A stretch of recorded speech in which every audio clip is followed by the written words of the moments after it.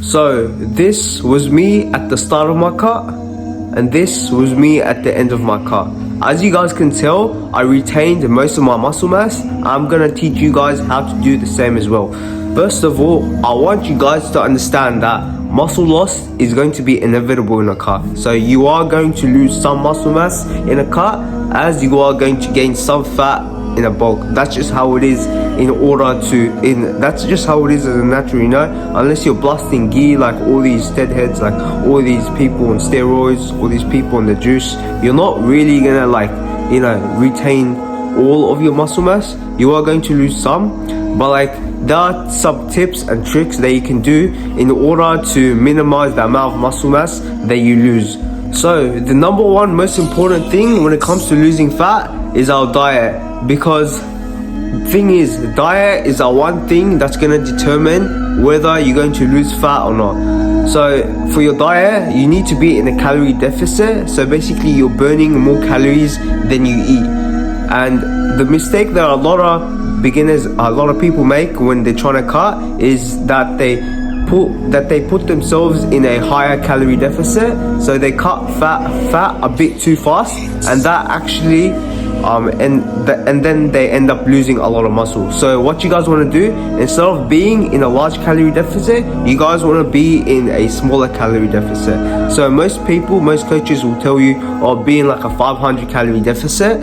But if you guys are afraid of losing muscle, you guys can start off with a 200 to 300 calorie deficit, and then later on you guys can increase the calorie deficit more as you get leaner. Say for example, you found out your maintenance calories is around 2,500 calories, yeah? Instead of dropping it 500 calories below, what you guys can do is you guys can drop your calories slowly. So say for example, first 6 weeks you only drop it by 200 to 300 calories. So now you're sitting at around, say for example, 2,200 calories. And then after 6 weeks is done, after your body has adjusted to that amount of calories and you've got a bit leaner, and you've seen that you've hit a plateau, that's when you can drop your calories another a further 200. So that brings you down to 2,000 calories now. So if you guys do it in a slower and steady pace, you guys have a better chance of retaining your muscle, because the thing is, the quicker you try and lose that fat, the more muscle mass you're going to lose. That's just the reality. So you gotta do it in a slow and steady pace. The thing is, it took me 6 months to cut from my heaviest to my absolute leanest. I did it slow and steady. That's why I think I retained most of my muscle mass instead of losing a lot of muscle. Let's talk about protein intake, which is really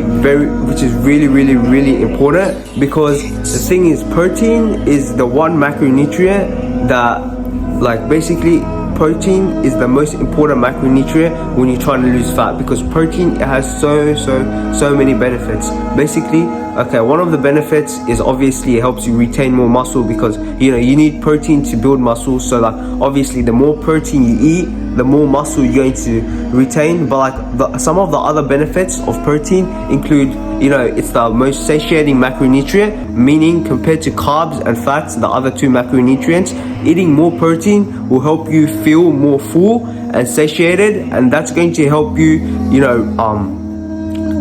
that's going to stop you from binge eating and craving all these sweets and candies and lollies and all that sugary stuff. So let me give you an example here. Imagine you had two choices, chicken breast versus cake. Which one do you think is gonna make you feel more satiated, chicken breast or the cake?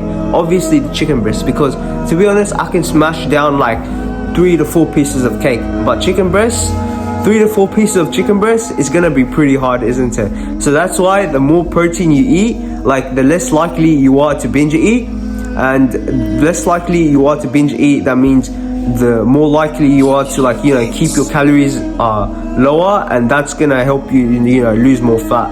The thing is, you don't only have to eat chicken breast. There's so many other protein sources that are beneficial, such as lean beef, turkey, fish, barramundi, basa, or any other sort of dairy products such as Greek yogurt or cottage cheese, high protein milk. These are all great protein sources that you guys can have on your cut, and these are the protein sources which I ate in order to like help me get lean and retain most of my muscle mass.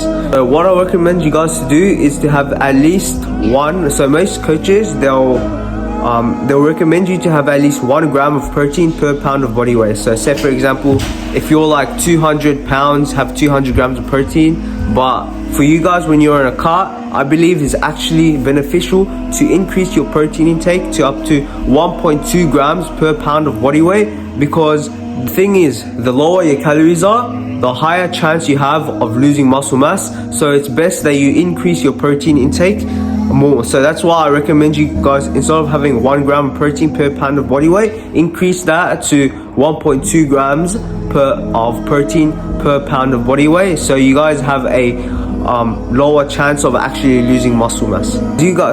As I was saying, as you guys lower your calories even more, you actually have to increase your protein intake more and more. So you guys have to make smarter choices about which foods you eat, which foods are higher in protein, which foods are lower in fat, lower in calories, so you guys can actually retain more muscle mass. Say for example, you're running you're on a meal plan, and your meal plan right now is currently 2,000. You're at 2,000 calories, 2,200 calories with 180 grams of protein. When you lower your calories down to 2,000, you gotta increase your protein intake.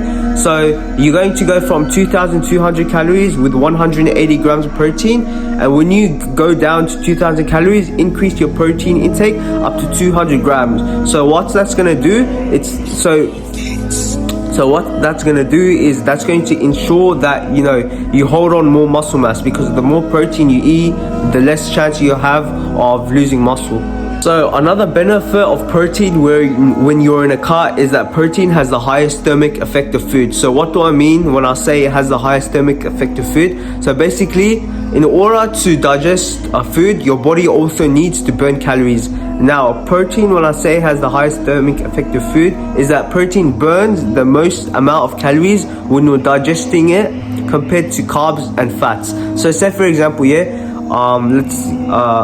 so you have 200 grams of turkey breast, which is a complete protein source, pure protein source, versus 200 grams of rice. Your body is going to burn more calories by digesting the turkey breast than the rice, because as I said, the more protein you eat, the more calories your body is going to burn just by digesting that food. So a quick tip for you guys, just eat more protein. So technically, the more protein you eat, naturally your body is just going to burn more calories just by digesting that protein. Now, the last tip that I have for you guys, if you guys want to maintain as most of your muscle as possible in a cart, is you have to train hard. The thing is, the reason why I put training last is, training should stay the same whilst you're in a bulk versus whilst you're in a car. The only thing that should change is your diet. That's why I spoke about diet first, and now last of all I'm speaking about training. So as you guys should know, you should be strength training in the gym